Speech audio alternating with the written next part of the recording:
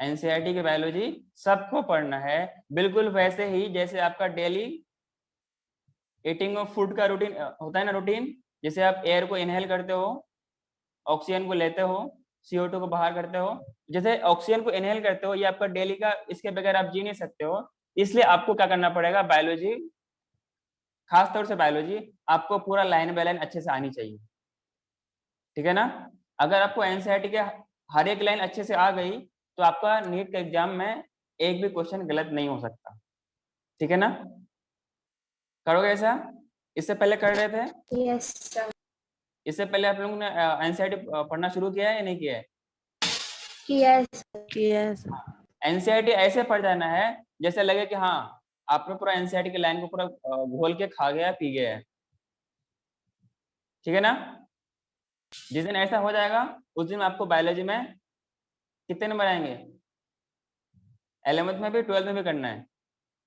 Apart from that कुछ question extra होते हैं, वो भी आपके एनसीईआरटी के लेवल से ही होता है, बस थोड़ा सा कुछ उसका एडवांस पार्ट पूछते हैं, तो वो आपको सर या मैम जो भी पढ़ाएंगे उनसे आपको कुछ एक्स्ट्रा क्वेश्चन मिल जाएगा। बायोलॉजी में कितने नंबर आते हैं आपके पास, बोलो।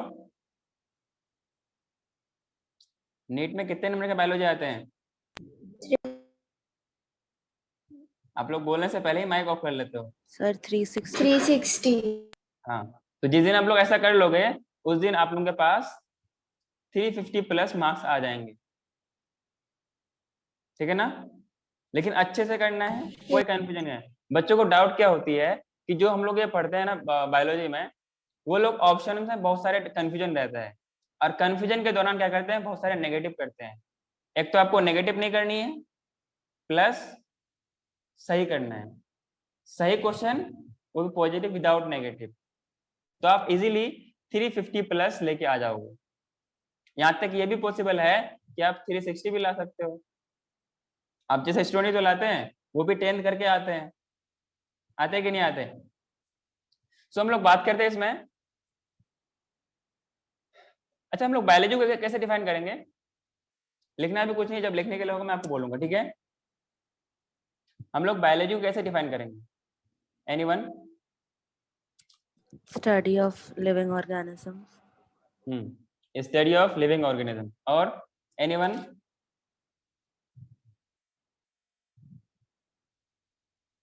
सबको बोलना है, एवरीवन?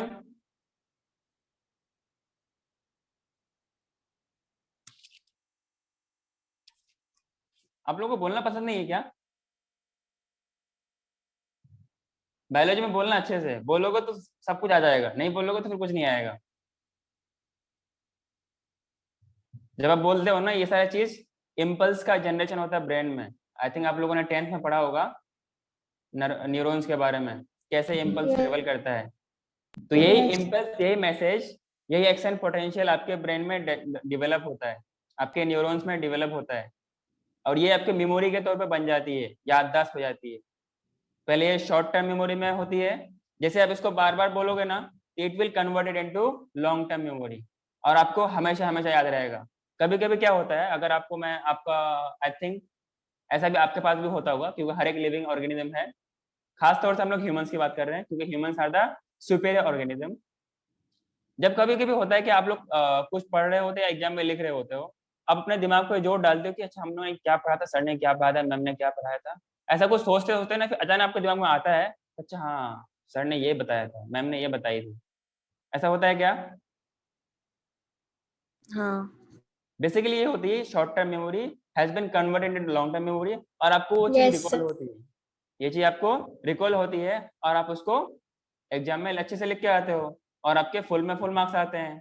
कभी कभी आप लोगों को 5 स्टार भी मिलते हैं, मिलते हैं कि नहीं मिलते हैं? अब तक आप लोगों ने बहुत 5 स्टार लिया, अब 5 स्टार की जरूरत नहीं है, अब आपको 360 या 720 की जरूरत है, ठीक है ना। बहुत सारे आप लोगों ने 5 स्टार ले लिया, अब 5 स्टार आपको असल स्टार दिखाना है, ठीक है ना। सो अगर हम लोग बायोलॉजी को डिफाइन करें तो बायोलॉजी की बेसिकली क्या है कि हम लोग लिविंग ऑर्गेनिज्म, वो कंपोनेंट, वो साइंस की पार्ट जहां पर हम लोग लिविंग के बारे में स्टडी करते हैं, ठीक है ना। Bio means life, and logos means study, means study of living organism that we call as biology.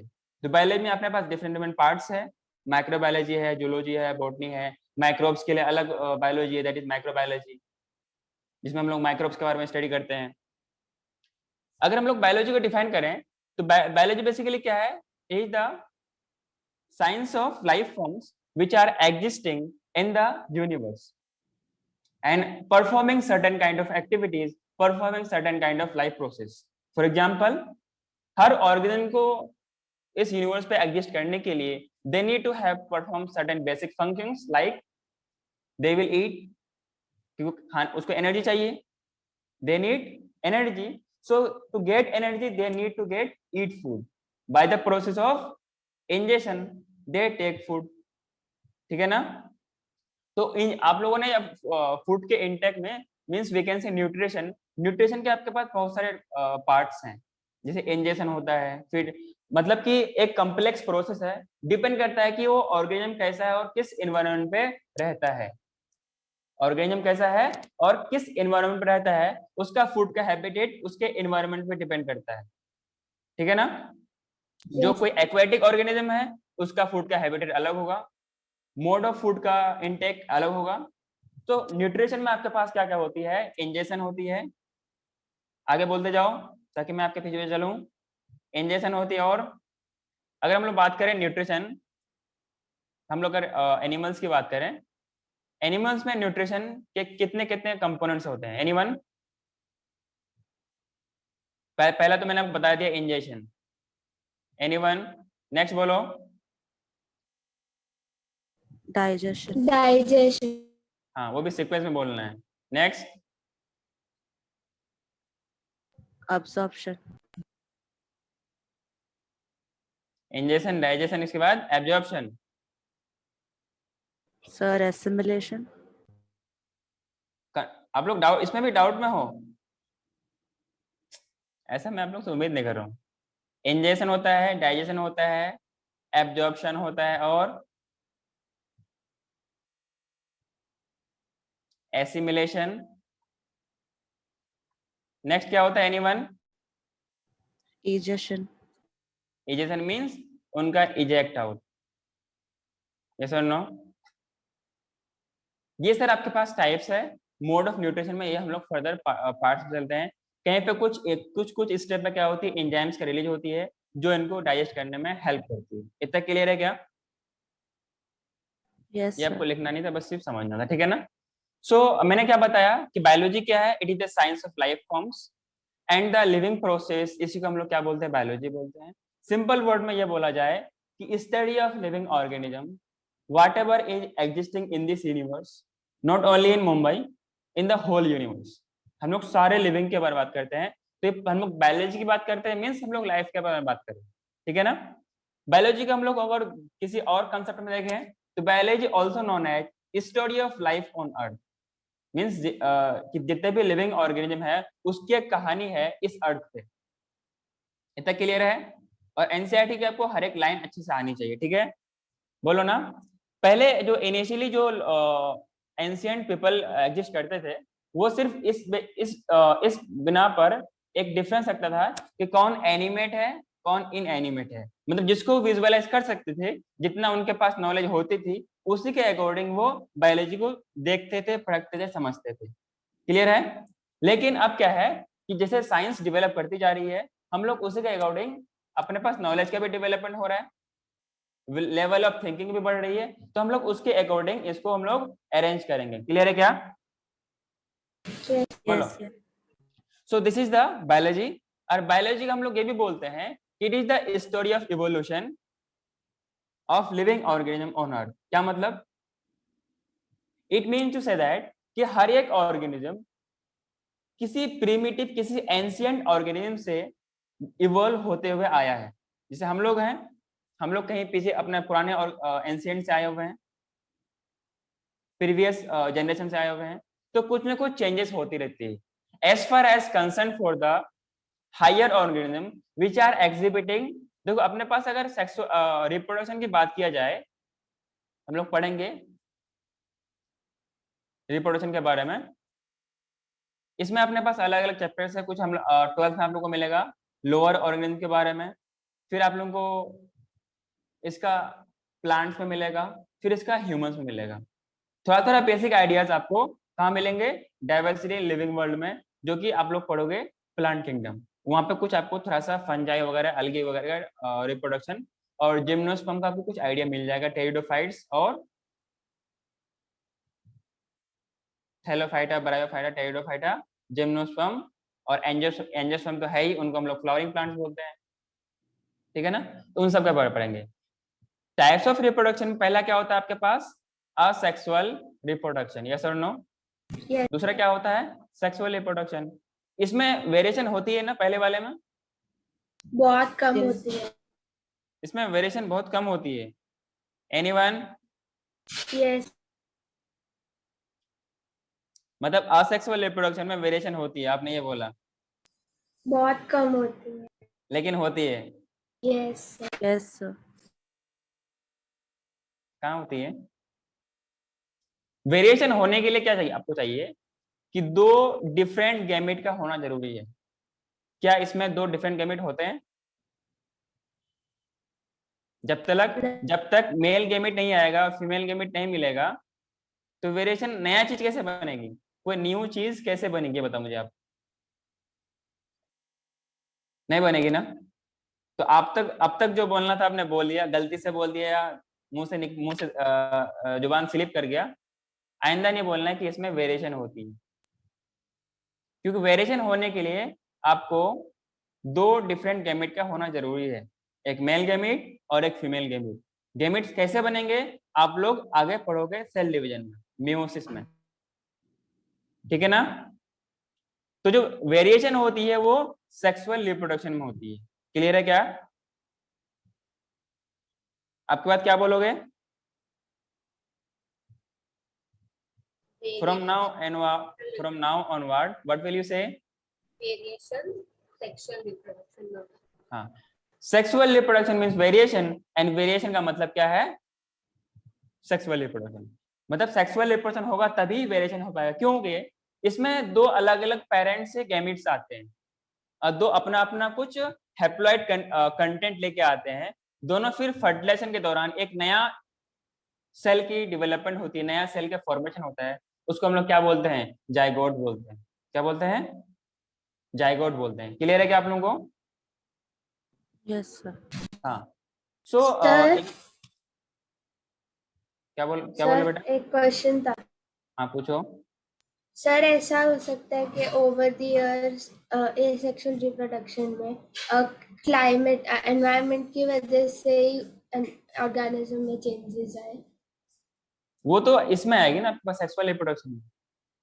Sir अगर म्यूटेशन हुआ तो? हाँ, म्यूटेशन हुआ या फिर कुछ हुआ अच्छा, एसेक्सुअल। देखो हम लोग वहां पे क्या करते हैं, असेक्सुअल कंडीशन पे, देखो असेक्सुअल रिप्रोडक्शन वो होती है जहां पर हम लोग सिंगल गैमेट्स के बारे में बात करते हैं, ठीक है ना। हम लोग ओनली सिर्फ और सिर्फ सिंगल गैमेट्स के बारे में बात करते हैं। म्यूटेशन एक अलग चीज है, आप लोग इसके बारे में पढ़ोगे 12th में। म्यूटेशन में क्या होती है? उनके जीन के सीक्वेंस में चेंज होती है, और ये जब होती है ये जनरली हायर ऑर्गेनिज्म पे होती है, ठीक है। They are generally occurring in higher organism. और हम लोग कभी कभी बेनिफिट्स के लिए म्यूटेशन जानबूझ के करवाते हैं, ठीक है। जैसे आपके पास कुछ फ्रूट्स की फॉर्मेशन होती है,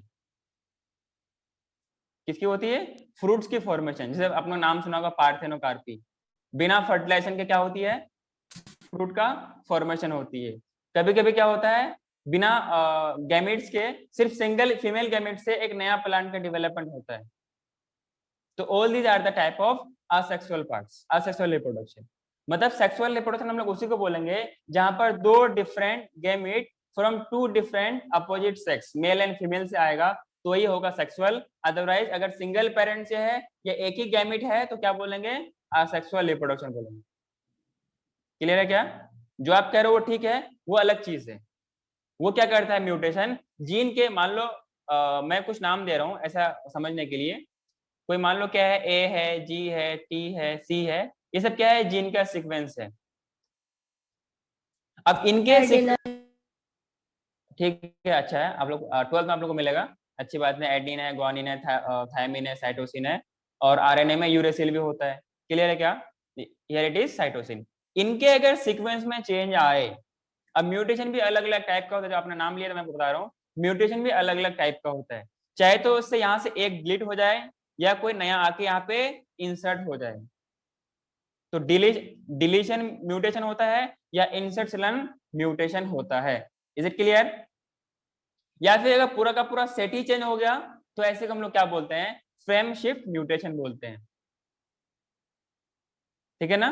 तो Yes. इसमें जो ये वेरिएशन होती है, ये दो नया कॉम्बिनेशन के आने की वजह से होती है, क्योंकि मेल कुछ एक हैप्लॉइड सेल लेके आएगा और ये फीमेल कुछ हैप्लॉइड सेल लेके आएगा, दोनों मिल करके एक कंप्लीट एक जाइगोट बनाएगा। That will be the different कुछ वेरिएशन आएगी, जैसे आप लोग हो या हम लोग हैं। तो जितने भी हायर ऑर्गेनिज्म जहां पर सेक्सुअल रिप्रोडक्शन होती है, वहां पर दो डिफरेंट गेमेट्स मिलके बनते हैं। तो समवॉट हम लोग एग्जैक्ट नहीं होते हैं, लेकिन असेक्सुअल रिप्रोडक्शन में क्या होती है कि exact they are identical to their parents, जिसे हम लोग क्या बोलते हैं? क्लोन्स भी बोलते हैं। They are exact copies of their parents. Is it clear? Yes. Yes, sir. Are all of you agree to my point और नॉट? Yes. हाँ। Yes, sir. एक जो लिखने वाला टर्म है, आप लोग लिखो टेक्सोनोमी। टेक्सोनोमी क्या होती है, कौन मुझे बताएगा? एनीवन? That टेक्सोनोमी it क्या is होती a है? way of naming something. Way of naming organism.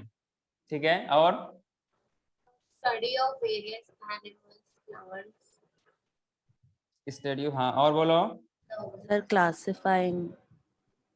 Classifying, और बोलो।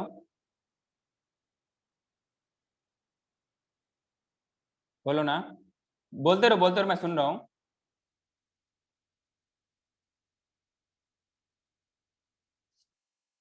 अरे बोलो, मैं सुन रहा हूँ। Sir, levels होते हैं. हाँ, अलग अलग, जैसे किंगडम, फैमिली। अच्छा, हाँ, तो बेसिकली हम लोग टैक्सोनॉमी की जब बात करेंगे, ये क्या होते हैं? एक पूरे के देखो, अपने पास इतनी सारे ऑर्गेनिज्म है, क्या हम लोग इन सबको इजीली हम लोग उसको पढ़ सकते हैं क्या? कि हम सारे नहीं, ऑर्गेनिज्म को अलग अलग करके पढ़ सकते हैं?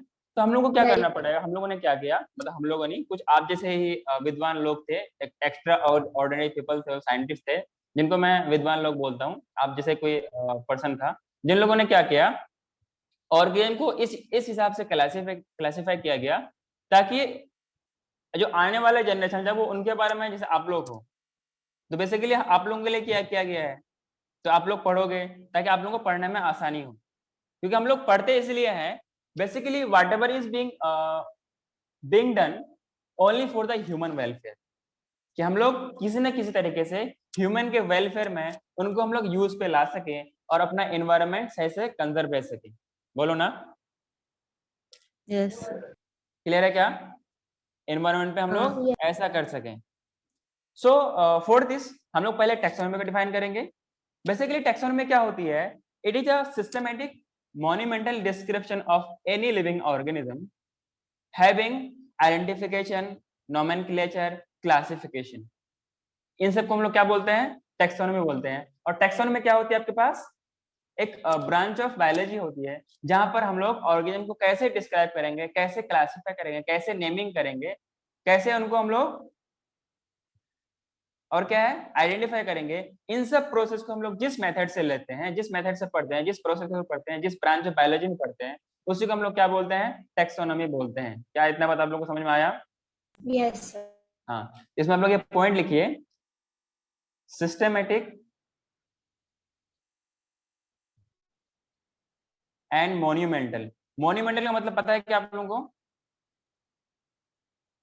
मतलब अच्छी तरीके से मतलब कि अच्छे डेकोरेटिव मैनर पे, ठीक है ना? Yes. Monumental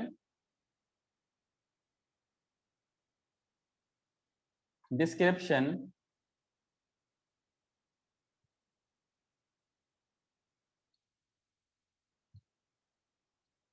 of life forms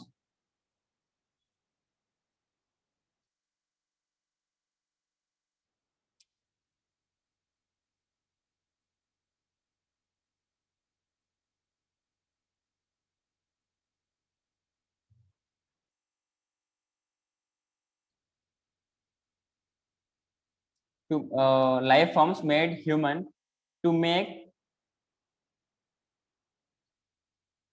a detailed systematic and monumental description of life forms made human to make a detailed system of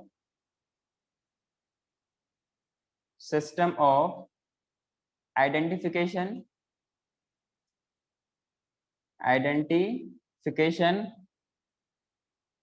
nomenclature,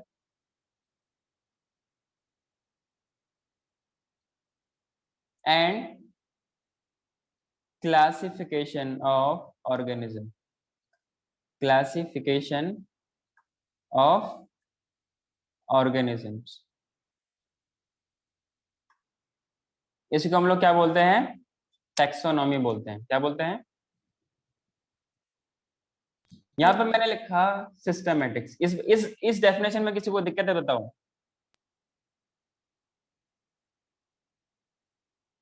किसी को दिक्कत है? नहीं सर। नहीं सर। बेटा आप लोगों को भी बोलना है। जेल आपका कैमरा बंद है।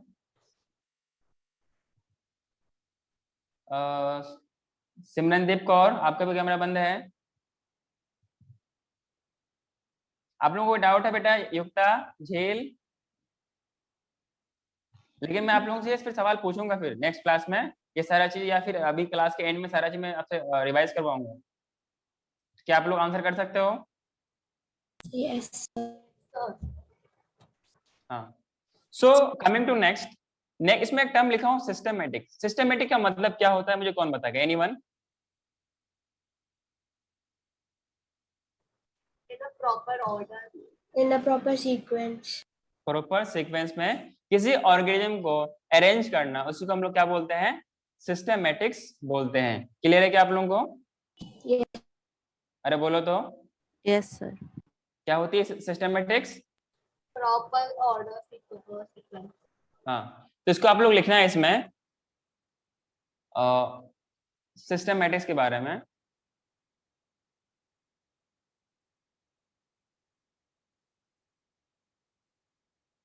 Systematics means we can say the systematic arrangement of organism means एक ऑर्गेनिज्म को उसके प्रॉपर ऑर्डर के साथ इनको अरेंज करना, that is the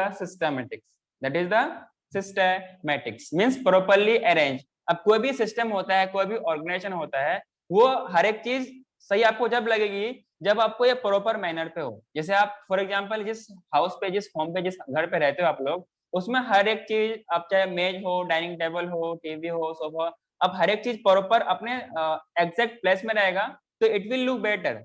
otherwise it will look मतलब गंदा सा लगेगा, डल सा लगेगा। और घर की जो हाउस है उनकी आपकी फिनिशिंग का जो अपीयरेंस है वो भी बेकार सा लगेगा। तो हम लोग क्या करते हैं, उसको अच्छे से प्रॉपर प्लेस में उनको सेट करते हैं। उसी तरीके से यहाँ पे होता है सिस्टमैटिक्स में, जहां पर ऑर्गेनिज्म को अपने अपने प्लेस, अपने अपने किंगडम, अपने अपने डिवीजन, अपने अपने फाइलम, इन सब के बेस पे फैमिलीज है, ऑर्डर्स है, और क्या है, जीनस है और स्पेसीज है, इनको अपने अपने लेवल के हिसाब से इनको अरेंज करना, इसी को हम लोग क्या बोलते हैं? सिस्टमैटिक्स बोलते हैं। क्या बोलते हैं? सिस्टमैटिक्स बोलते हैं। क्लियर है क्या? So the systematic arrangement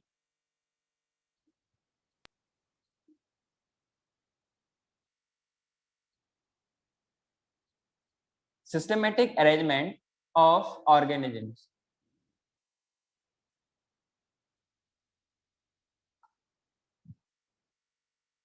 clear है क्या? Yes. Yes sir. The term systematics was given by anyone? ये आप लोगों ने लिख लिया था क्या? यस सर, लिख लिया। Everyone? हाँ सर। बेटा मेरे क्लास में सबको बोलना है। निष्का आप कुछ बोल नहीं रहे हो, सिमरनदीप कौर आप भी कुछ नहीं बोल रहे हो, युक्ता भी कुछ नहीं बोल रही। बेटा सबको बोलना है। और मैं आप लोगों से रिक्वेस्ट भी करता हूँ कि बोलना शुरू करो। बायोलॉजी आप लोगों का सब्जेक्ट है, डरने की कोई जरूरत नहीं है, कोई खौफ है। Be a friendly. आपको कोई भी दिक्कत हो आप मुझसे पूछ सकते हैं।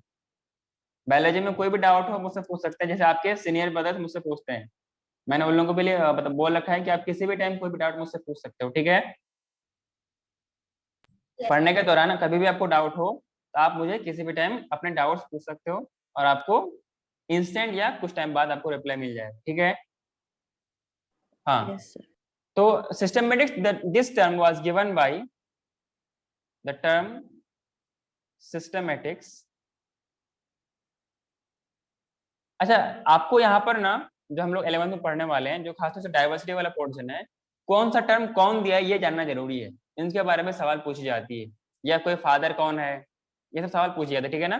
The term systematics was given by,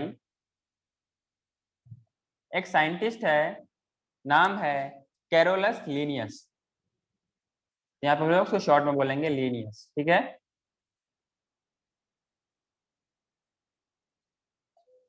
एक साइंटिस्ट है जिसने प्लांट को एक अलग किंगडम में उसको अच्छी तरह नॉमेनक्लेचर किया, और एनिमल्स को उसने अलग किंगडम में उनको अलग उसको पूरा का पूरा नेमिंग किया, आईएनसी कर दिया। जो हम लोगों ने भी बात किया ना, ये आइडेंटिफिकेशन, नॉमेनक्लेचर और क्लासिफिकेशन, इनको आपको आईएनसी के तौर पर नाम याद रखना है। बेसिकली सिस्टमेटिक्स क्या होती है कि इन सब ऑर्गेनिज्म को आईएनसी के रूप में इनको अरेंज करना, दैट इज द सिस्टमेटिक्स। या हम लोगों ने भी बात किया किसके बारे में, टेक्सोनोमी में। टेक्सोनोमी में क्या करते हैं हम लोग, आईएनसी करते हैं किनका, ऑर्गेनिज्म का, ठीक है ना। आगे हम लोग आगे पढ़ेंगे कि अगर ये आई है, एन है, सी है, इनके अलावा एक टर्म और होती है। तो सीक्वेंस ऐसा ही होता है, आइडेंटिफिकेशन, नोमेनक्लेचर और क्लासिफिकेशन। पहले हम लोग क्या करेंगे, ऑर्गेनिज्म को आइडेंटिफाई करेंगे, देन फिर क्या करेंगे, उसको नेमिंग देंगे। नेमिंग देंगे क्या, उसके लिए अलग अलग अपने पास रूल्स है। जैसे जूलॉजी के लिए अलग रूल है, बॉटनी के लिए अलग रूल है, मीन्स प्लांट का नेमिंग के लिए अलग रूल है, एनिमल्स का नेमिंग के लिए अलग रूल है। तो आप में से कोई मुझे बताएगा कि हम लोग जूलॉजी के लिए नेमिंग के लिए कौन कौन से रूल यूज करते हैं हम लोग।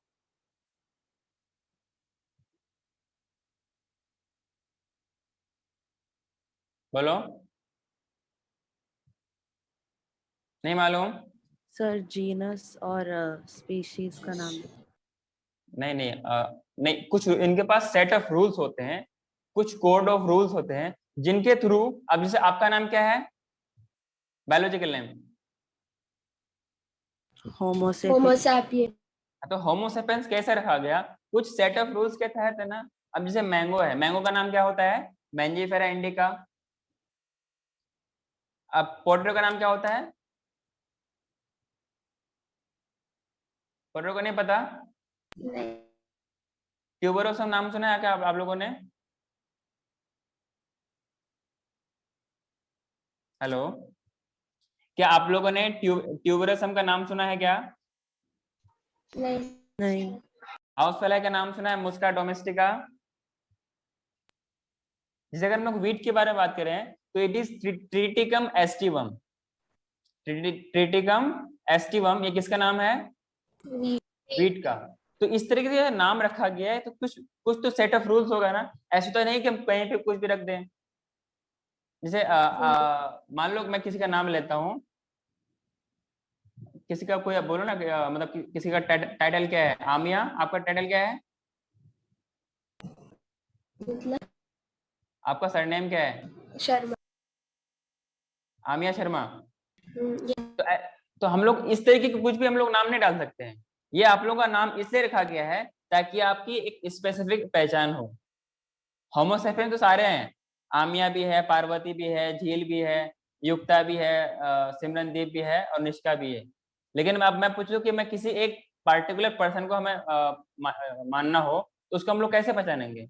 इसलिए हम लोग क्या करते हैं, स्पेसिफिकली हम लोग नेम्स उनको प्रोवाइड करते हैं। तो जूलॉजी के लिए मीन्स एनिमल्स के लिए हम लोग क्या लेते हैं, ICZN लेते हैं, international code for zoological nomenclature. ये पूरा ये ऐसे नेम्स होते हैं, ये पूरे यूनिवर्स में एक्सेप्टेड होनी चाहिए, पूरे यूनिवर्स में एप्लीकेबल और एक्सेप्टेड होनी चाहिए। तो ये थ्रू ICZN के थ्रू ही होता है। ये मीन्स हम लोग एनिमल्स के बारे में बात करेंगे। एक होती है जूलॉजी के लिए, मीन्स प्लांट के लिए, मतलब बॉटनी के लिए होती है, that is the ICBN। ICBN मतलब international code for botanical nomenclature. क्या इतना आप लोगों को बात क्लियर है?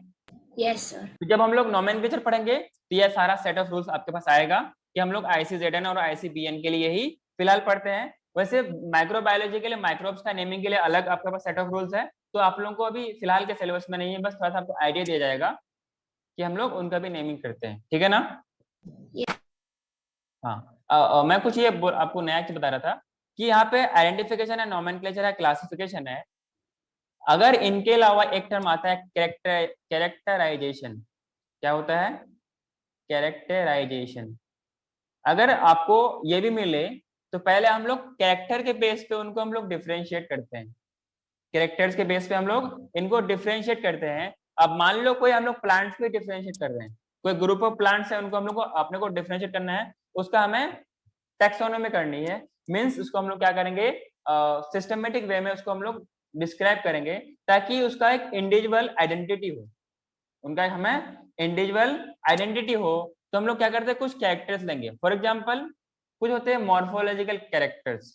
फॉर एग्जांपल हमने क्या लिया, आप लोगों ने पढ़ा हुआ लीफ के बारे में।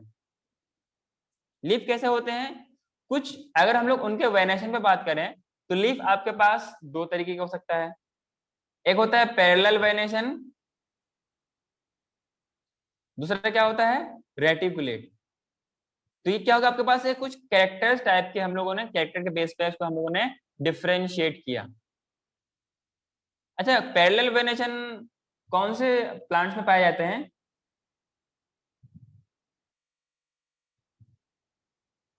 किसमें? आवाज नहीं आ रही। हेलो। Sir example.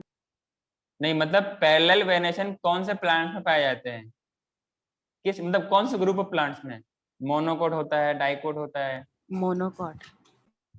हाँ, मैं ये पूछ रहा हूँ। रेटिकुलेट?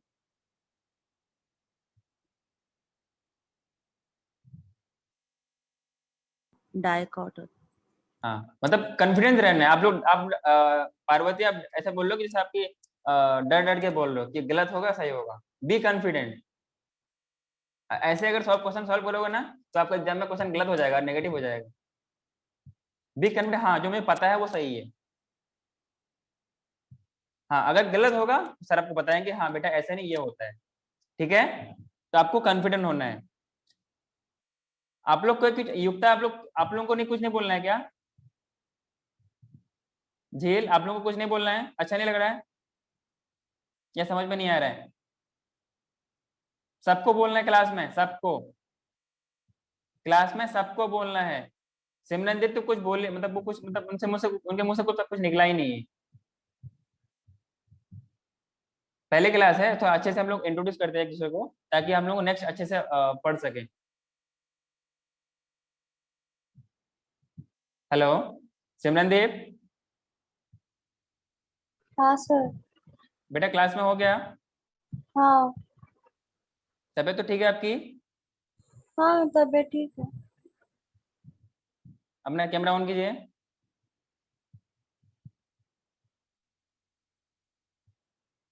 सर नेटवर्क इश्यूज है। चलो निष्का,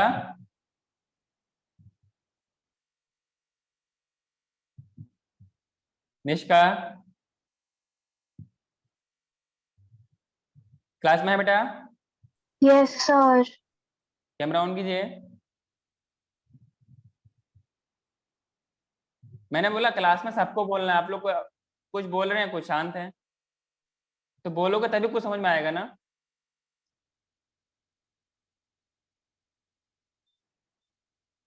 चलो कोई नहीं।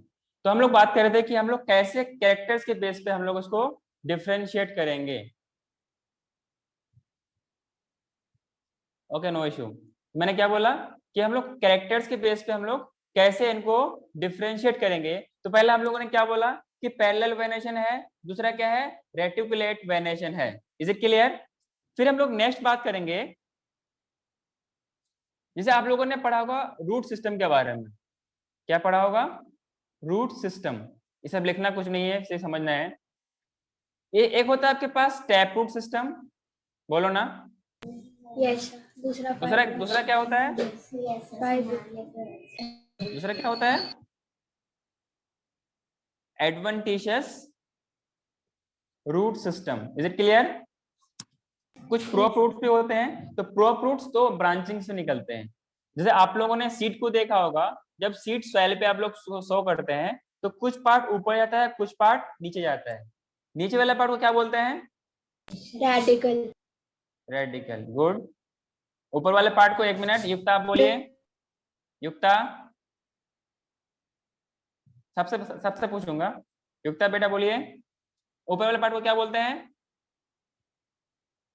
सीड जब जर्मिनेट करेगा तो सीड का कुछ पार्ट ग्रो करते हुए ऊपर जाएगा। कुछ, ये मान लो सॉइल सरफेस है, कुछ ऊपर जाएगा, उसको क्या बोलेंगे? नीचे वाले को तो किसी ने बताया कि ये रेडिकल होता है। ऊपर वाले को क्या बोलते हैं हम लोग? बोलो युक्ता।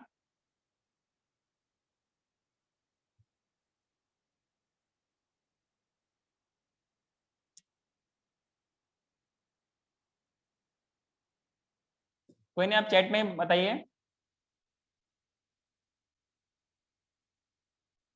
मेरी आवाज आपको आ रही है तो आप चैट में भी आंसर कर सकते हैं। बोलो युक्ता।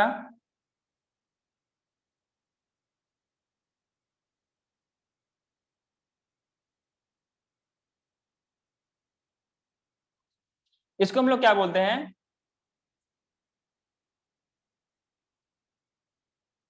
Okay good. तो हम लोग इसको क्या बोलते हैं? प्लूम्यूल बोलते हैं। बेटा पार्वती, आप कुछ बोल रहे थे, आपका भी आंसर क्या था? प्लूम्यूल था क्या? हाँ सर। हाँ गुड। तो प्लूम्यूल से क्या बनेगा आपके पास? स्टेम का शूट सिस्टम बनेगा। Is it clear? बनेगा कि नहीं बनेगा? और इस रेडिकल से क्या बनेगा? रूट के रूट सिस्टम बनेगा। ये तो मोनोकोट्स डाइकोट्स में कॉमन हो गए। तो टैप रूट वाला सिस्टम है, ये जनरली किस में होता है? डाइकोट्स में होते हैं, बोलो ना। Yes sir. और एडवेंटिशियर किस में होता है? जो कि फाइब्रस होता है, वो किस में होता है? मोनोकोट्स में। अगर हम लोग रूट्स के बारे में बात करें, जैसे मान लो यहाँ पे आपका क्या है? ये रेडिकल पोर्शन है। तो इन टैप रूट्स में क्या होता है? आप लोगों के एक चैप्टर है, 5th chapter, morphology of flowering plants, वहां पे आप लोग अच्छे उसका डिटेल से पढ़ोगे। तो एडवांटेजेस में क्या होती है कि जो प्राइमरी रूट की ग्रोथ होती है ना, इट इज रिप्लेस्ड बाय, ये खत्म हो जाती है, and it is replaced by some fibrous roots. These are known as advantage roots. लेकिन टैप रूट में क्या होता है? एक रूट कंटिन्यूअसली लॉन्ग ग्रो करता है और साइड साइड से इनकी ब्रांचिंग निकलती है। इसमें होती है, ये प्राइमरी हो गया, इससे सेकेंडरी हो गया, जो इससे निकलेगा वो क्या होगा? टर्शियरी होगा। टर्शियरी। इतना आप लोगों को क्लियर है क्या? Yes sir. Yes sir. ये थोड़ा सा हम लोगों ने इसी बेस पे हम लोग उसको डिफरेंशिएट करते हैं। अब जैसे मान लो फ्लावर का परजेंस है, तो कैसे वो, मान लो ये अपने पास क्या है? ये अपने पास प्लांट है, ठीक है, ये ब्रांच है। अब ब्रांच में क्या होगा? चाहे तो फ्लावर इस पोजीशन पे होगा या लेटरल होगा, मींस चाहे तो वो एक्सियल पे होगा या फिर वो टर्मिनल पोजीशन पे होगा। This is the terminal position and this is the axial position. Is it clear? तो इस तरीके से हम लोग इन कैरेक्टर्स को यूज करते हुए, अच्छा हम लोग ये भी बात कर सकते हैं कि वो बायसेक्सुअल है, यूनिसेक्सुअल है। जो उनके पास एंड्रोशियम और गाइनोशियम है, ये फ्यूज है या सेपरेट है। मतलब हम लोग बोलते हैं गैमोसेफेलस या पॉलीसेफेलस, बोलो ना। तो इस तरीके से हम लोग डिफरेंट डिफरेंट टर्म यूज करते हैं ताकि हम लोग ऑर्गेनिजम्स को क्लासिफाई कर सके, ऑर्गेनिजम्स को डिफाइन कर सके उनके कन्वीनियंट ग्रुप्स में, उनके रिस्पेक्टिव ग्रुप्स में। तो पहला हम लोगों ने क्या बात किया? एक तो हम लोगों ने बात किया INC, identification, nomenclature and classification. उससे पहले हम लोग, अगर ये मेंशन हो तो हम लोग इसको अपॉइंट करते हैं, इनको सिलेक्ट करते हैं। तो पहले हम लोग कैरेक्टर के बेस पे इनको डिफरेंशिएट करेंगे। सो यूजिंग कैरेक्टर्स ऑर्गेनिज्म को डिफरेंशिएट करना, इसको हम लोग क्या बोलते हैं? कैरेक्टराइजेशन बोलते हैं, ठीक है। तो आपको INC के बजाय CINC याद रखना है। मतलब ये किसी को बोलना है कि देखो ये INC है, बोलते हैं ना। C का मतलब होता क्या? अरे C का मतलब क्या होता है? कैरेक्टराइजेशन। कैरेक्टराइजेशन। ठीक है ना। तो CINC के तौर पे याद रखना है।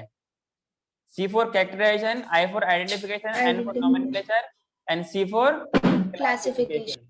Everyone repeat with me. CINC का क्या मतलब है युक्ता? अच्छा माइक प्रॉब्लम है, सबको सब बोलो। Characterization, identification, nomenclature and classification. हाँ, आपकी आवाज में बोल्डनेस आनी चाहिए। जैसे मैं बोल रहा हूँ ना, मेरे आवाज में कुछ कमी आ रही है क्या? नहीं सर। हाँ, तो मेरी तरह आपको भी बोल्डनेस बोलना है। बायोलॉजी का स्टूडेंट हो, बायोलॉजी आपका सब्जेक्ट है, इसमें किसी से नहीं डरना। फिजिक्स केमिस्ट्री में थोड़ा सा हम लोग कंप्रोमाइज कर सकते हैं, मतलब कंप्रोमाइज वहां पर भी नहीं करना है, लेकिन बायोलॉजी आपका खुद का सब्जेक्ट है क्योंकि आप मेडिकल फील्ड में हो। इसमें कोई नहीं ना, कोई हमें शर्माना है। गलत होगा तो सर सही कर लेंगे। सर है आपके पास अवेलेबल, सर 24/7 सर आपके लिए अवेलेबल है। कोई दिक्कत होगा सर आपको सही कर लेंगे, लेकिन इसमें आपको डरना नहीं है। बी बोल्ड और हमेशा अपने को लगे हाँ बायोलॉजी मुझे आती है, ठीक है ना। और मुझे ये क्वेश्चन मुझसे ही होगा और मैं ही कर सकता हूँ। कभी ये नहीं कहना है कि सर मुझसे नहीं होगा। और कभी मेरे सामने मत कहना कि सर ये क्वेश्चन मुझसे नहीं होगा, मैं बहुत पिटाई करता हूँ, ध्यान रखना, ठीक है ना। हाँ, तो मैंने क्या बोला? CINC, तो कहीं पे आप नोट्स डाल के लिख लीजिए CINC। C stand for characterization, I stand for identification और N stand for nomenclature, C stand for classification. तो ये सीक्वेंस हुआ। तो ड्यूरिंग क्लासिफिकेशन हम लोग इन सीक्वेंस को फॉलो करते हैं। याद रखने के लिए क्या आप सीक्वेंस को कैसे याद रखोगे? कुछ है आपके पास शॉर्ट एब्रिविएशन?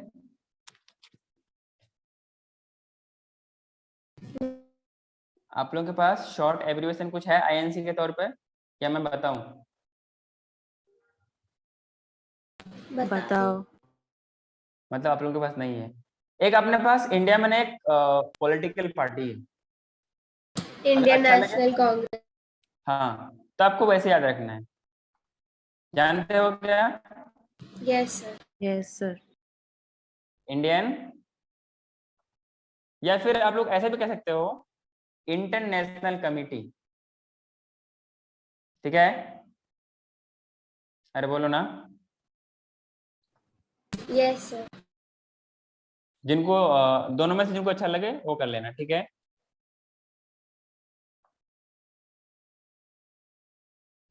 हाँ, या फिर और we can say inter, I for inter, N for national committee.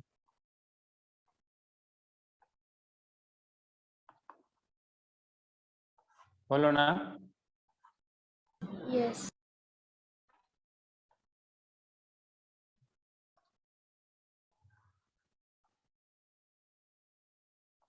हाँ, अब C फॉर क्या लिखेंगे? तो अब बोलते हैं ना कि देखो देखो कोई चीज आ रही है, तो आपको याद रखना है CINC। देखो INC है, ठीक है ना। यस वो वाला C, ये वाला C। C मतलब क्या होता है? देखा। हाँ, ये वाला C नहीं है, ठीक है। Yes sir. हाँ, तो ये था आपके पास CINC के बारे में। तो हम लोग आगे बढ़ते हैं। इसमें अपने पास नेक्स्ट ये है कि हम इन सब चीज को फिर आगे कैसे करते हैं। जैसे आप लोगों ने बात किया टैक्सोनॉमी, टैक्सोनॉमी में अपने पास क्या क्या होती है, इसी हम लोग INC के बारे में बात करते हैं, टैक्सोनॉमी। अच्छा, जो साइंटिस्ट टैक्सोनॉमी वाले स्टडी करते हैं वो क्या बोलते हैं हम लोग?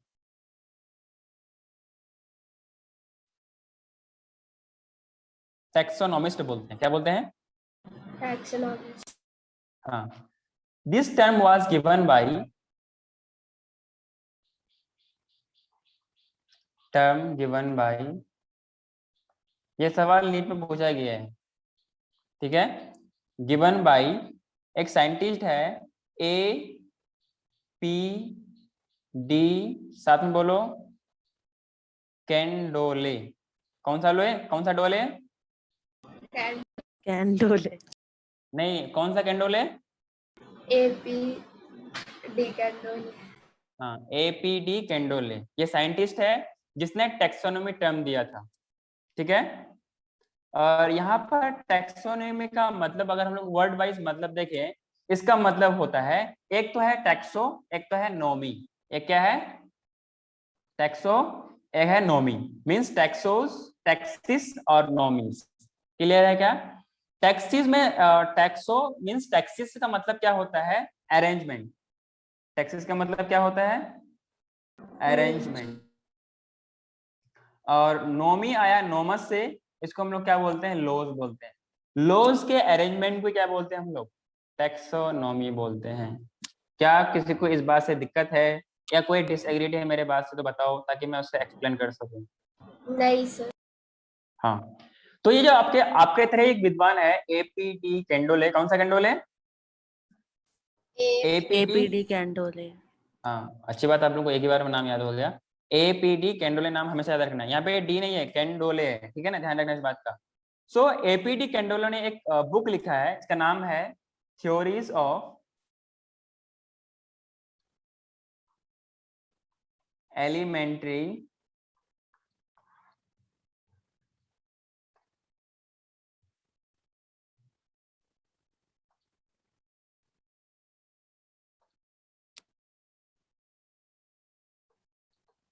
ये वो वाला एलिमेंट्री नहीं जो आप लोग एलिमेंट्री जानते हैं,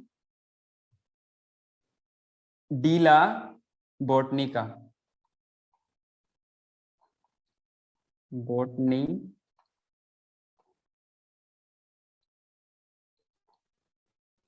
ये उसने बुक, और इस बुक के अंदर वो सारा का सारा चीज लिखा है, ठीक है ना? तो मीन इसको हम लोग दूसरे नाम पे ये भी बोलते हैं theories of elementary botany. Theory of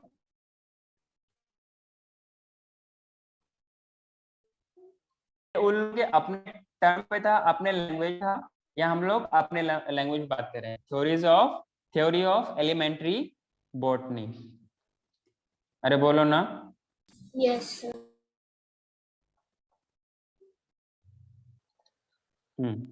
तो इसी बुक के अंदर इन सब के बारे में उसने डिटेल स्टडी के बारे में उसने लिखा है। कौन? एपीडी कैंडोले ने। तो क्या इसका नाम भूलोगे आप लोग, इस इंसान के नाम को? इसका बहुत नहीं सारा सर। योगदान है। हाँ, इनका बहुत सारा योगदान है आपको इतनी सारी टेंशन देने के लिए। तो जो लोग टेंशन देते हैं उसको भूलते नहीं, ठीक है ना? तो नाम है Yes. एपीडी कैंडोले, जिसने टर्म दिया है टैक्सोनॉमी, और उसने एक किताब लिखा है, नाम है theories of elementary de la botany का। Repeat with me. Theories. Theories of element. एक मिनट, मैं आप लोगों के साथ theories Theories. Theories. Elementary Elementary. De la Dila. Botany का, Botanica. ठीक है ना? Yes sir. और उसको सिंपल टर्म में लोग क्या बोलते हैं? Theory of elementary botany. जहां पर उसने टैक्सोनॉमी का पूरा डिटेल स्टडी दिया था। क्या दिया था? पूरा detail study of INC, means we can say CINC। So taxonomy consist of, आपके पास ये आपने पूरा लिख लिया? Yes sir. आप लोग लिखने में आप लोग एक्सपर्ट हो यार। हाँ जी,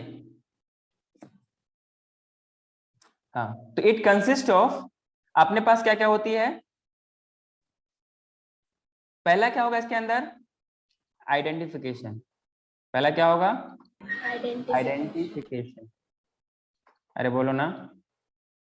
दूसरा क्या होगा? Nomenclature. Nomenclature. Nomenclature.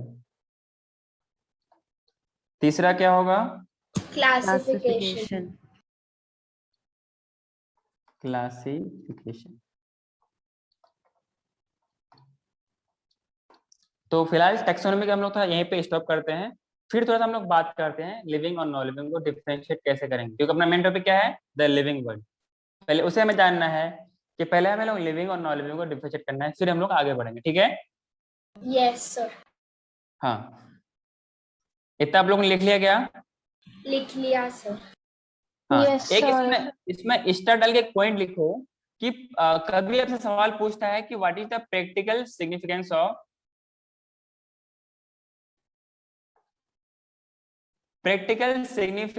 Of taxonomy, तो आप लोग क्या आंसर दोगे?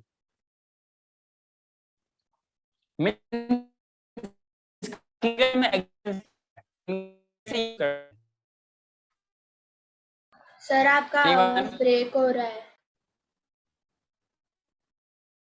बेटा मोबाइल के नेट से चल रहा है, लाइट जा चुकी है। अच्छा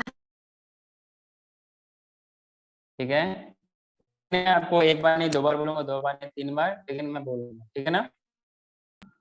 बस बोल देना कि आवाज नहीं आई। Practical significance of taxonomy, significance of taxonomy, ये होती क्या है?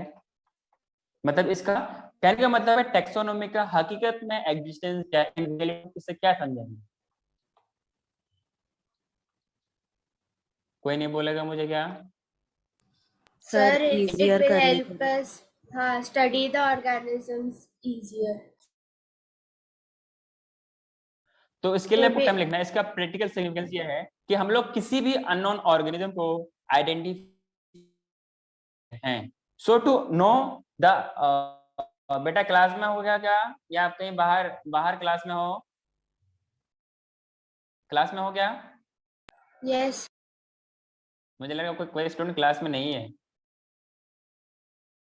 मैं तो इशारा काफी है, मैं नाम लेना नहीं चाहता, ठीक है ना?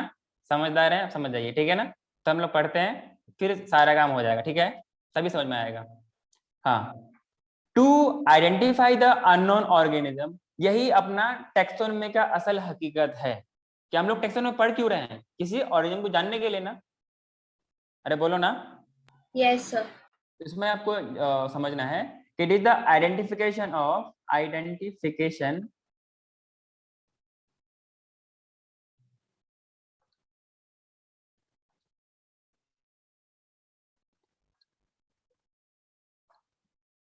आइडेंटिफिकेशन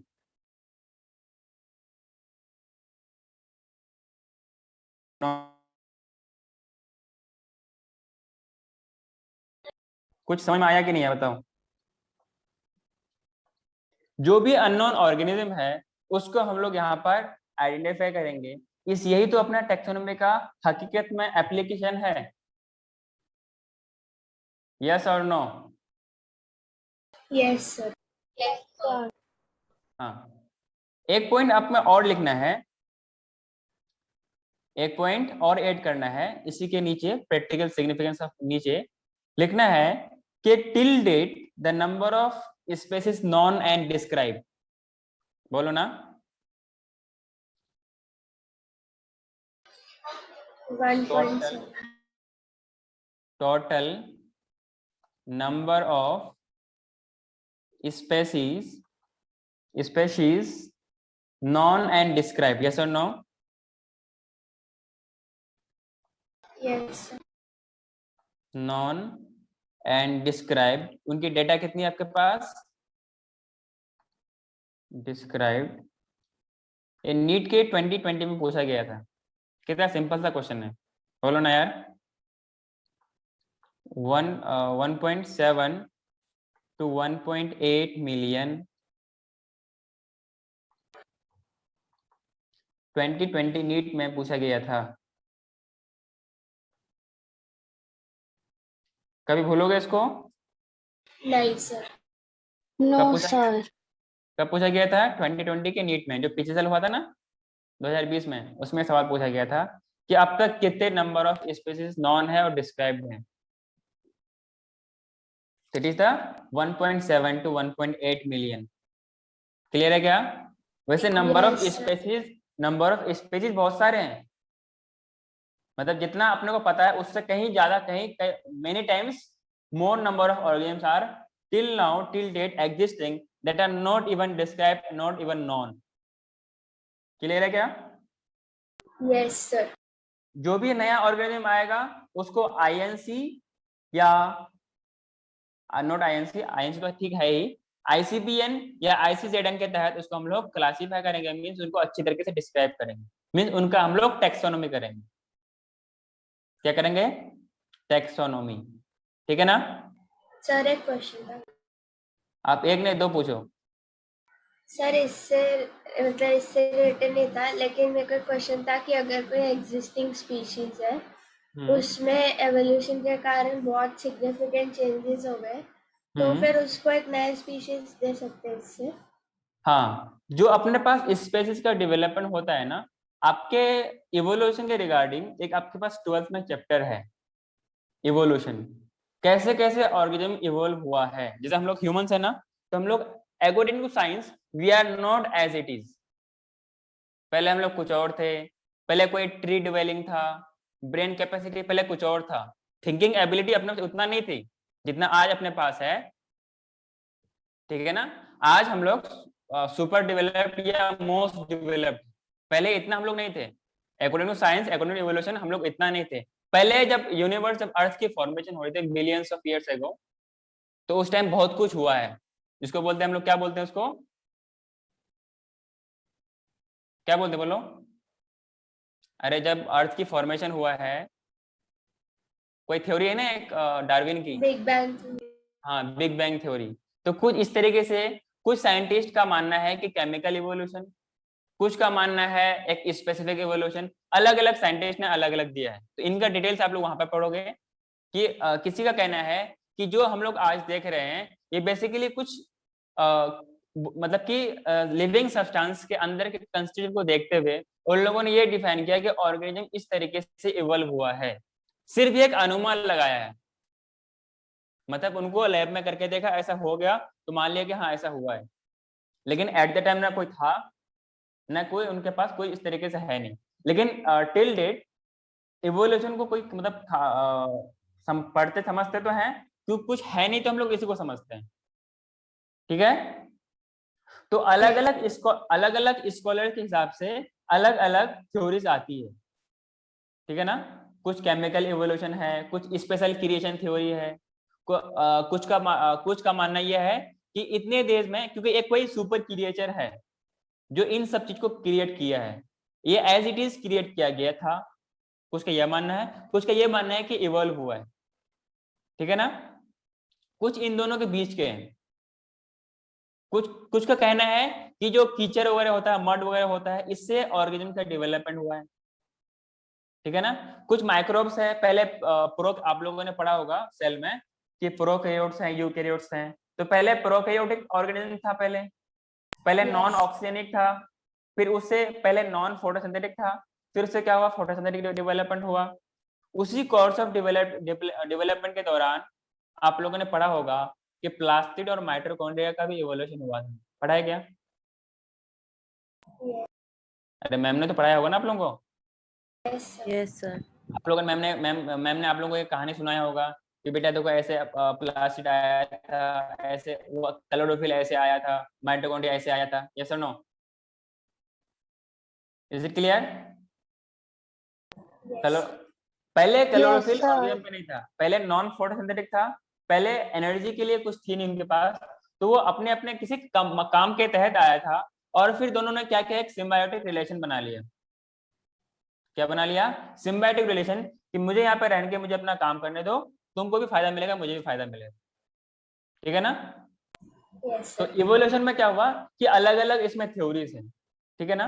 कुछ केमिकल इवोल्यूशन है, कुछ स्पेशल क्रिएशन थ्योरी है कि कुछ इतने दिन में अर्थ की फॉर्मेशन हुई, फिर उसमें से ऑर्गेनिज्म आया। कुछ ये कहते हैं कि ह्यूमंस आज एज इट इज पहले भी था, आज भी वैसे ही है, लेकिन हाँ थिंकिंग एबिलिटी बढ़ती है, क्योंकि आप लोग को उतना ही पता होगा जितना आपके पास ब्रेन, आपके पास थिंकिंग लेवल पे होगा। जितना ब्रेन को यूज करोगे आप उतना ही शार्प माइंडेड हो जाओगे। बिल्कुल वैसे ही है, जैसे मैं क्या बताऊं, कोई ऐसी चीज है, मान लो कोई एक जंगल है, क्या है, एक बहुत बड़ा सा फॉरेस्ट है ना, अब उसमें कोई आना जाना है नहीं ना, वहां पे आमिया है ना, पार्वती है ना, झील है ना, युक्ता है ना, निष्का है ना, सिमरनदीप, कोई नहीं है। अब धीरे धीरे आप में से कोई वहां पर जाने लगा, फिर आपको देखते हुए कोई और आपका फ्रेंड जाने लगा, तो धीरे धीरे उस फॉरेस्ट पे आप लोग आना जाना करोगे, तो क्या उस फॉरेस्ट पे कोई ऐसा लगे कि हाँ कोई पर्सन यहाँ पे आना जाना कर रहा है। अब जिस रास्ते को यूज करोगे तो वहां पे एक रास्ता बन जाएगा ना। Yes yes sir. हाँ, कुछ उसी तरीके से यहाँ पे ब्रेन में भी होता है। तो जितना ब्रेन को आप यूज करोगे उतना ही वो इफेक्टिव होगा और उतना ही आपका थिंकिंग लेवल बढ़ेगा।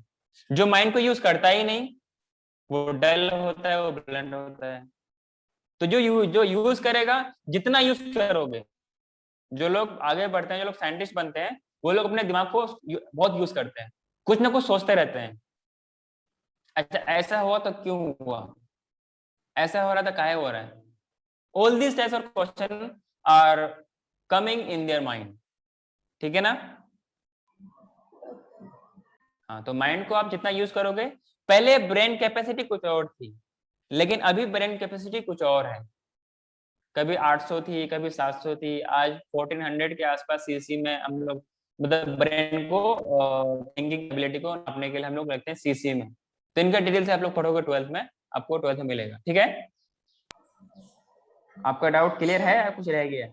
सर तो अगर अब एक स्पीशी है, उसमें थोड़े ऑर्गेनिजम्स मिलते हैं जिनका कैरेक्टर्स चेंज हो रहा है, तो उनको एक नया स्पीशी दे सकते हैं। देखो, नया स्पीशीज हम लोग उसी को देंगे, हम लोग आगे पढ़ने वाले हैं इसको, जिनका पहले से कोई ऐसा एग्जिस्टेंस ना हो या उससे मिलता जुलता हो। और स्पीशीज हम लोग उसको बोलते हैं कि जो आपस में इंटरब्रीड कराया जाए और एक fertile offspring they, that will be the species. Clear है क्या?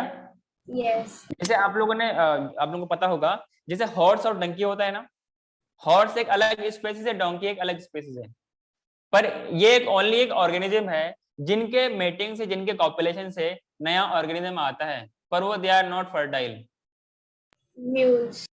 म्यूल्स और हिनी होता है, इसमें हम लोग पढ़ेंगे। आप किसी ने बताया ना कि जिस ऑर्गेनिज्म के पास रिप्रोडक्शन होगा उसको हम लोग लिविंग बोलेंगे। आप लोगों की बात को मैं गलत साबित करूंगा, अभी ऐसा नहीं होता है। ये मैंडेटरी नहीं है कि रिप्रोडक्शन होगा तो ही वो लिविंग होगा। अभी मैं चंद सेकंड में आपको गलत साबित कर रहा हूँ। किसी ने कहा था ना कि रिप्रोडक्शन होगा तो लिविंग ऑर्गेनिज्म कहेंगे, लेकिन ऐसा नहीं होता। इसीलिए क्योंकि आपके पास कुछ हनी भी ऐसे होते हैं जो कि वर्कर हनी भी, जो जिनको सिर्फ काम करना होता है, वो फीमेल होते हैं, वो इनफर्टाइल होते हैं, they are unable to produce their offspring, so is they are non living? No, sir. इसका मतलब हम लोग लिविंग के क्राइटेरिया के लिए रिप्रोडक्शन को नहीं ले सकते हैं। ये बात अलग है कि रिप्रोडक्शन सिर्फ और सिर्फ लिविंग ऑर्गेनिज्म में पाई जाती है। देखो, डिफाइनिंग क्राइटेरिया देना अलग चीज है, लिविंग के अंदर वो फीचर्स पाई जानी अलग चीज है। क्या यह बात आपको समझ में आई? हाँ सर, जैसे ह्यूमंस में भी थोड़े स्टेराइल होते हैं। हाँ, कुछ ऑर्गेनिज्म, कुछ ह्यूमंस भी हैं जहां पर चाहे मेल हो या फीमेल या दोनों, both couples are unable to produce gametes or they are unable to produce offspring। क्या वो नॉन लिविंग है? नहीं सर। नहीं। तो हम लोग उसको देखते हैं कौन लिविंग है कौन नॉन लिविंग है। तो इतना आपको समझ में आ गई? Yes sir. Is this types of things are clear to you? Yes, sir. अच्छा लग रहा है? Yes sir. आप लोग बोलोगे ना और अच्छा लगेगा। मैंने इस क्लास में सिर्फ 2 ही स्टूडेंट बोल रहे हैं, युक्ता, निष्का, आप लोग, और निष्का और झील, सिमरनदीप, ये 4 के 4 कुछ बोल ही नहीं रहे हैं। ऐसा मुझे लग रहा है कि मैं से 2 ही, किसी का माइक का इश्यू तो ठीक है, जिनका माइक का इश्यू नहीं है आप लोग प्लीज बोलोगे तो अच्छा रहेगा, आई विल फील बेटर, और मुझे पढ़ाने में और उतना अच्छा लगेगा। आपके जो 12th वाले सीनियर्स हैं, भाई हैं, जो आपके सीनियर ब्रदर्स हैं, वो तो अच्छे से बोलते हैं, आप लोग भी बोला करो। वो लोग किसी भी टाइम डाउट पूछ लेते हैं।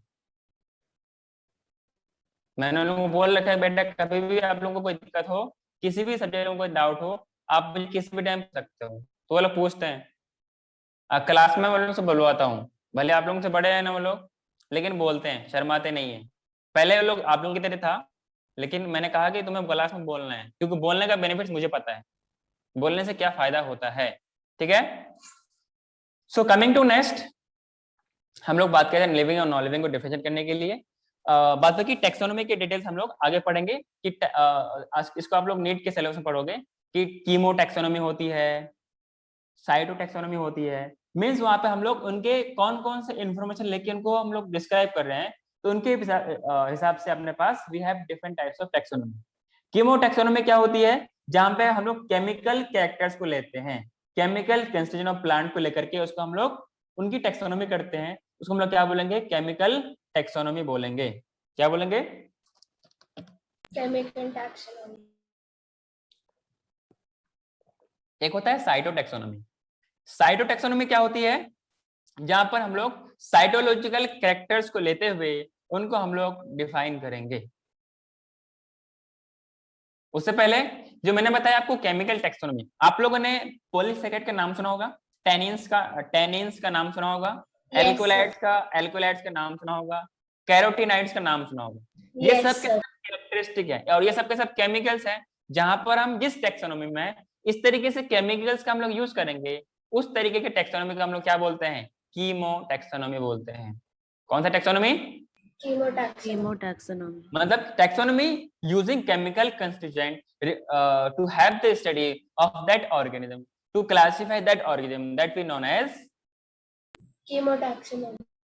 झील बेटा आप भी बोलो, सब बोलो, प्यार से बोलो, अरे जोर से बोलो, कुछ आप लोगों की आवाज भी नहीं आ रही है। मैं आप लोगों को समझाने के लिए एक बात कहता हूँ, जैसे एनसीईआरटी जो बच्चे पढ़ते हैं ना, तो बच्चे कहते हैं कि सर एक बार में समझ में नहीं आती है, सर समझ में नहीं आ रहा है, याद नहीं हो रहा है, या फिर याद कैसे करेंगे, क्या हमें रटना है। तो क्या आप लोगों को बायोलॉजी रटना है क्या? नहीं सर। हाँ, रटना नहीं है। देखो ऐसा है ना, आपने कभी गाना भी सुना होगा कि एक बार देखो, दो बार देखो, बार बार देखो, मतलब गाना ऐसे है कि एक बार देखो, बार बार देखो, देखने की चीजें देखते रहो, ऐसा कोई गाना है क्या? है नहीं है, ठीक है ना।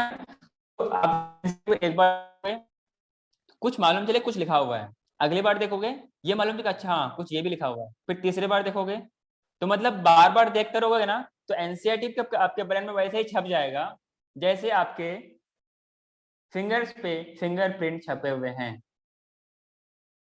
ठीक है। Yes sir. हाँ, तो ये वाला गाना आप लोग अपने दिमाग में जोड़ डालो, आपको मिल जाएगा कि एक बार देखो, बार बार देखो, हजार बार देखो, ऐसा कुछ देखने की चीजें देखते रहो ना, ऐसा कुछ गाना है। तो मैं आप लोगों को मैं याद करने के लिए ऐसा बोलता हूँ कि नोट्स पढ़ो, रिवाइज करो, एनसीईआरटी पढ़ो, एक बार देखो, दो बार देखो, सिर्फ देखना ही नहीं है, लाइन बाय लाइन पढ़ना है, ठीक है ना। और एनसीईआरटी की हर एक लाइन जितनी बार पढ़ोगे आपको हर बार एक अलग मीनिंग देगा वो। जैसे आप लोग यहाँ पर क्लास में कितने बच्चे हो, क्लास में कौन नहीं है? सर सिमरनदीप लेफ्ट कर गई। कुछ इश्यू था क्या उसका? हाँ, हम क्या बोल रहे थे, हाँ आप लोग क्लास में कितने बच्चे हो, 5 बच्चे हो ना।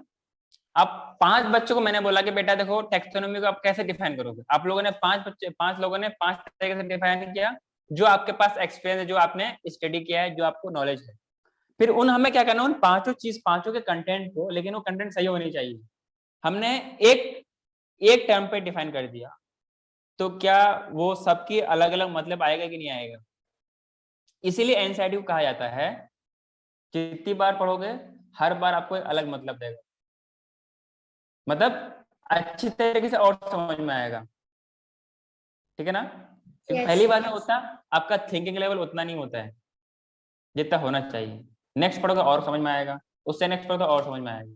इतना क्लियर है? Yes sir. Yes sir.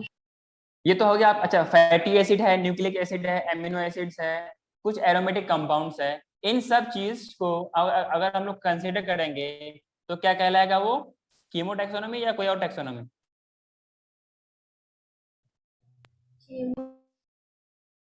मतलब जहां पर भी देखो, मतलब अब देखो आमिया, अब भी आपका कॉन्फिडेंस बहुत लो है, जहां पर केमिकल आ गया मतलब कीमो टैक्सोनॉमी।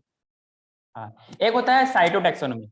साइटोटैक्सोनॉमी में क्या होता है, हम लोग साइटोलॉजिकल इंफॉर्मेशन को लेके चलते हैं, क्या लेके चलते हैं, साइटोलॉजिकल कैरेक्टर्स या साइटोलॉजिकल इंफॉर्मेशन को लेते हुए उनको हम लोग डिस्क्राइब करते हैं, इसको क्या बोलते हैं हम लोग, साइटोटैक्सोनॉमी बोलते हैं। जैसे क्रोमोसोम नंबर, ये सेल की इंफॉर्मेशन है कि नहीं है, है सर। है। तो क्रोमोसोम का नंबर है, क्रोमोसोम का बिहेवियर है, क्रोमोसोम का स्ट्रक्चर है, ये सब की चीज अगर हम लोग यूज करेंगे तो ऐसे का हम लोग क्या बोलते हैं, chemo, not chemo, it is cytotaxonomy. it is the cytotaxonomy. Is it clear to you or not? Yes sir. Yes, sir. Yes, sir. Is it understandable or not? Yes sir. कोई दिक्कत है? नहीं सर। No, sir. हाँ, No, sir. तो हम लोग next बात करते हैं लिविंग और नॉन लिविंग को डिफरेंशिएट करने के लिए। एज वी नो, अच्छा बिफोर प्रोसीडिंग टू दैट, कि आपके पास जो ऑर्गेनिज्म होगी ना, कहीं आपको एनसीईआरटी में ऐसा लिखा हुआ मिलेगा, ऐसा अरेंज तो नहीं है पर कुछ लिखा हुआ पॉइंट्स है। ऑर्गेनिज्म है, ऑर्गेनिज्म आपके पास 3 कंपोनेंट में लोग देखते हैं, एक तो फ्यूचर, एक प्रेजेंट और तीसरा पास्ट। यस और नो? यस। Yes, sir.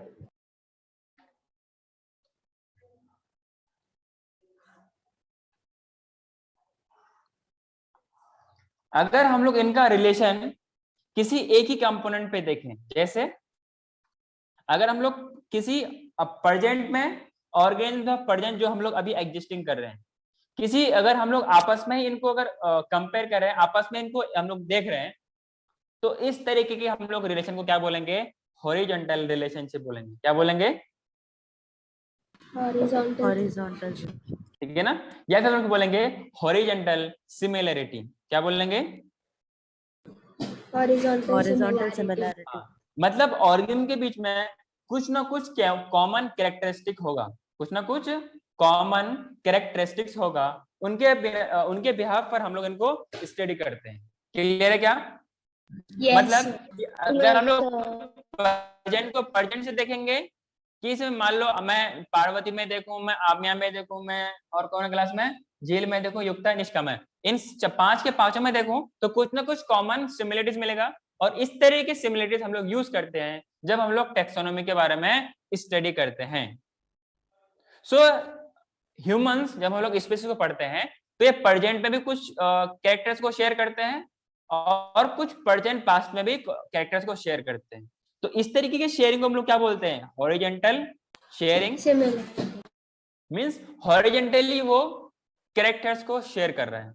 अगर हम लोग प्रेजेंट और फ्यूचर को देखें, प्रेजेंट और पास्ट को देखें, तो ये इसको हम लोग बोलेंगे vertical similarity. Means vertically they are sharing common characteristic. Means हम लोग जो है we are the present generation have come from the previous generation, means past generation, and from जो हम लोग अवेलेबल हैं, from us there will be future generation। तो इस तरीके के जो रिलेशन है, इस तरीके की सिमिलरिटी है, हम लोग जब स्टडी करते हैं और इस तरीके के कॉमन कैरेक्टर्स शेयर करते हैं तो कुछ वर्टिकली भी करते हैं और कुछ हॉरिजॉन्टल भी करते हैं। क्या इतना बात समझ में आई आपको? आई सर। हाँ सर। Yes, sir. आपको एनसीईआरटी में टर्म लिखा हुआ मिलेगा, इसलिए मैंने आपको एक्सप्लेन किया है, ठीक है ना? अगर अगर सेम कंपोनेंट पे देखें तो क्या होगा, ये हॉरिजॉन्टल। अगर वर्टिकली देखें तो क्या होगा, वर्टिकली। हाँ, सो ऑर्गेनिजम्स या humans they will share the common similarity vertically as well as horizontally. Is it clear? Yes, sir. Yes, sir. So we can say sharing of common characters was also proved when human studied the similarities among the living organism of both horizontally as well as vertically। ये आपके NCERT की line है, ठीक है? as we know जो भी organism evolve होता गया है, all organisms have been evolved by a long and complex process of evolution, so they have all related to each other। क्योंकि एक दूसरे से सिमिलरिटी है, कहीं उनका प्रीवियस जनरेशन कॉमन तो होगा। Yes, बोलो sir. ना, कुछ कॉमन कैरेक्टर, कुछ कॉमन ऑर्गेनिज्म, कुछ कॉमन एंसेस्टर वो लोग कहीं ना कहीं शेयर कर रहे होते हैं, ठीक है? समझने के लिए इसको हम लोग फैमिली पे अप्लाई कर सकते हो। मान लो आपका कोई आपके पेरेंट्स हैं, उनके कोई मान लो आप कोई दो आपस में स्टूडेंट ले लो, ठीक है ना। अब अपने पेरेंट्स को अब देखो, फिर उनके पेरेंट्स को अब देखो, तो इस तरह देखते जाओ, कहीं ना कहीं कुछ आपको सिमिलरिटीज मिलेगा, कहीं ना कहीं जाके तो मिलेगी। तो ये इस तरीके से हम लोग स्टडी करते हैं, तो ये कहाँ से इवॉल्व होते होते कुछ ना कुछ नया। अब जैसे अगर मान लो कोई ह्यूमन ए है, कोई बी है, इनसे कुछ चीज आएगी, इससे कुछ कैरेक्टर्स आएगा, दोनों मिलके कोई सी देगा। अभी ये जो ए आया होगा, ये किसी पहले से किसी दूसरे से आया होगा, उससे मिलके ए आया होगा, यस और नो।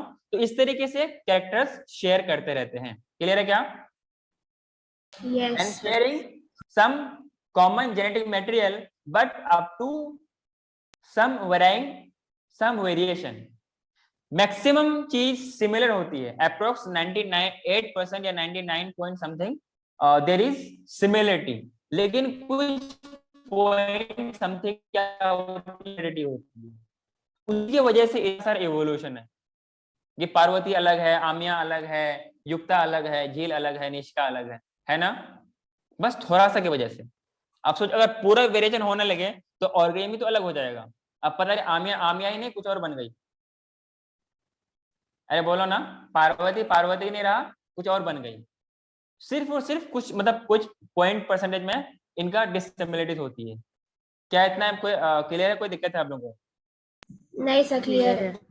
है। और क्लियर ये है सर। सिमिलरिटीज थोड़ा बहुत कम बेसी हो सकता है अलग अलग स्पेसीज में, अलग अलग केसेस में। द शेयरिंग में बी लेस और मोर among the different species. Is it clear to you or not? Yes sir. तो अपना टाइम तो साथ हो गया। आप लोग का नेक्स्ट क्लास भी है क्या? हाँ Yes. सर। Yes sir. किस चीज की है? केमिस्ट्री की। सालिम सर पढ़ा देगा? Yes. अच्छे से पढ़ो केमिस्ट्री ना। Yes. हाँ, हर जगह नंबर अच्छे लाने, बोर्ड्स में भी नंबर अच्छे लाने हैं और नीट के एग्जाम में भी अच्छे नंबर लाने हैं, हर जगह।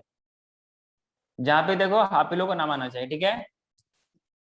तो हम लोग नेक्स्ट क्लास में हम लोग बात करेंगे फिर लिविंग को डिफरेंशिएट करने की चीज। कैसा लगा आप लोगों को? अच्छा। अच्छा। अच्छा अच्छा सर। अच्छा अच्छा काम चला है, बहुत अच्छा। बहुत अच्छा। बहुत अच्छा। अच्छा, देखेंगे कि अगले क्लास में ना मुझे रिस्पॉन्स देते हो तो मेरी समझ में बहुत अच्छा था यार, काम चला होगा।